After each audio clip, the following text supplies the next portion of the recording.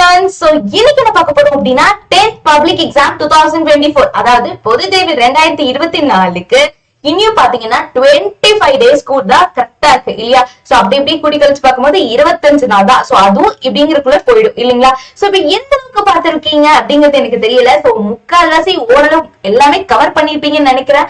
So இனியும் சில students இருப்போம். சோ இனிமேதான்ப்பா படிச்சுக்கலாம், இனி 25 நாள் இருக்கு படிச்சுக்கலாம்ப்பா அப்படிங்கிற மாதிரி. சோ படிச்சு பாஸ் ஆக மாட்டோமா 25 நாள்ல அப்படிங்கிற ஸ்டூடெண்ட்ஸ் இருப்பீங்கல்ல. சோ அவங்களுக்கானதான் இந்த வீடியோ, சரிங்களா?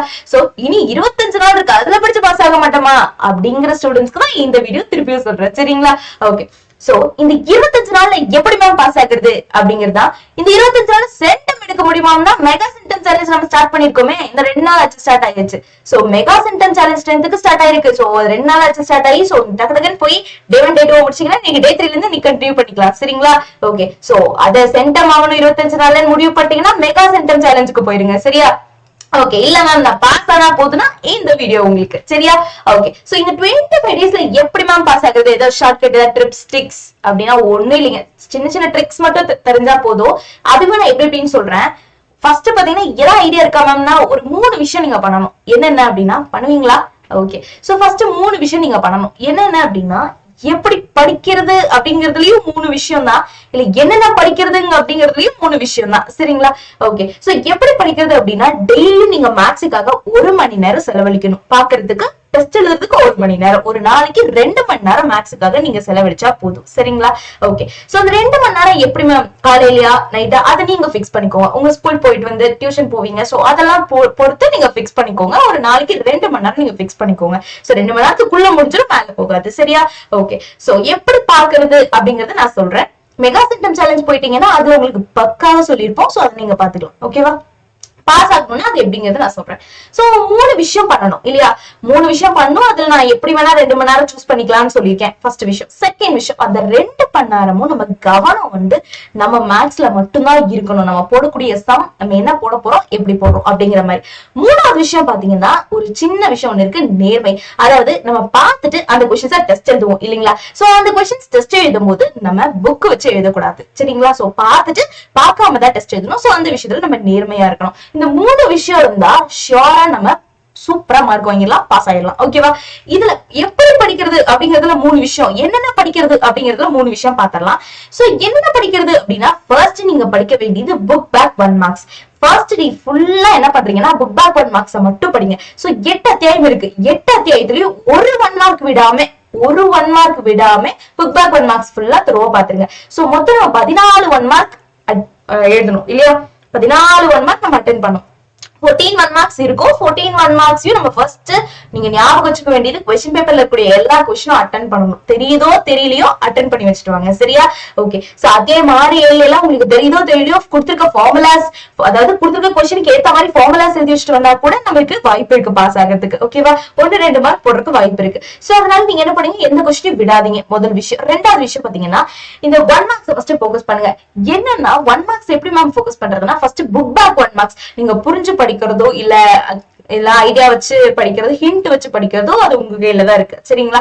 உங்களுக்கு எது கம்ஃபர்டபுளா அப்படி படிங்க. சோ புரிஞ்சு படிக்கிறது பெட்டர். நீங்க ஹிண்ட் வச்சு படிக்கிறீங்கனால அது உங்களுக்கு ஓகேனா இட்ஸ் ஓகே தான், ஓகேவா? சோ புக் பேக் 1 மார்க்ஸ்ல 10ல இருந்து 11 கொஸ்டின் கன்ஃபார்ம் வந்துரும். மீதி 3 கொஸ்டின் தான் ஃபார்முலால இருந்து கேட்பாங்க. சூத்திரம் படிச்சிருக்கோம்ல, சூத்திரட்டை கொடுத்திருக்க. சோ சூத்திரட்டையில இருந்து கேட்பாங்க. சில ஃபார்முலாஸ் வந்து சம்ஸ்ல இருந்து வரும். அதாவது நோட்ஸ், அந்த திங்கிங் கார்னர்லாம் புக்ல பாக்ஸா தெரியுமா, உங்களுக்கு தெரியுமா? அந்த பாக்ஸ் எல்லாம் இருக்குல்ல. சோ அதுல இருந்து வரதுக்கு வாய்ப்பு இருக்கு. சோ அதனால 10 கொஸ்டின் எப்படியோ புக் பேக்ல இருந்தா வரப்போகுது. அதனால நீங்க 10 மார்க் வாங்கியாச்சு புக் பேக் படிச்சிட்டீங்கன்னா மட்டும்.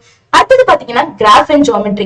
கிராஃப் ஜியோமெட்ரியில 16 மார்க் இருக்கு. நீங்க 1 மார்க் அடுத்தது நீங்க போக்கஸ் பண்ண வேண்டியது இந்த 16 மார்க் தான். எப்படி மேம் அப்படின்னா கிராஃபுக்கு நீங்க 3.15 3.16 2 பயிற்சி பார்த்தா போதும். ஜியோமெட்ரியில பாத்தீங்கன்னா 4.1 4.2 4.4 இருக்கக்கூடிய ஜியோமெட்ரி, அதாவது ஸ்கேல் ஃபேக்டர் இல்லையா? ஃபர்ஸ்ட் 4.1ல இந்த ஸ்கேல் ஃபேக்டர் இருக்கும், அது நீங்க போடுவீங்க இல்லையா?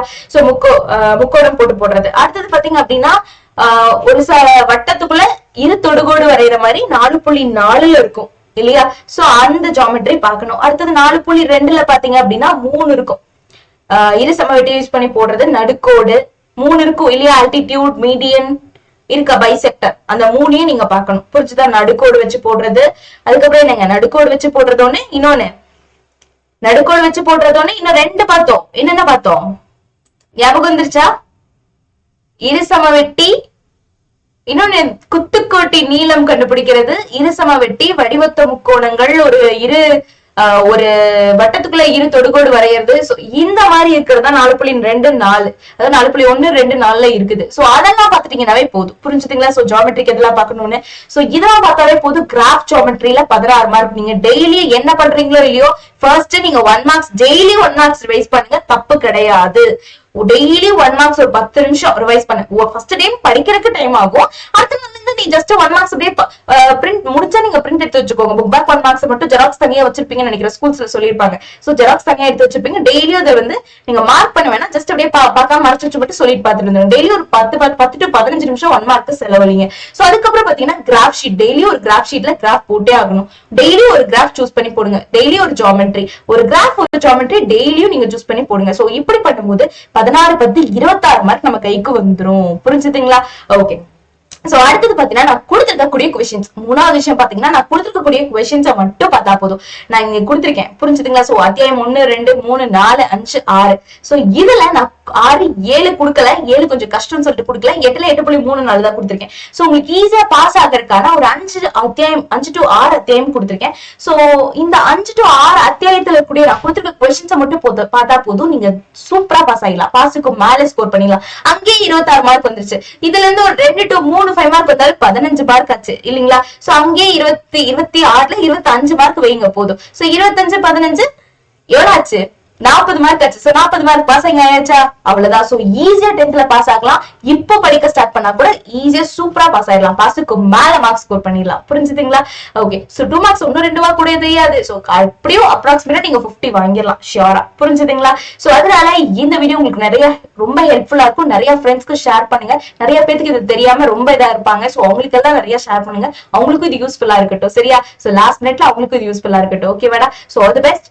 சீக்கிரம் உங்களோட ஒர்க்கை ஸ்டார்ட் பண்ணுங்க. ஓகே.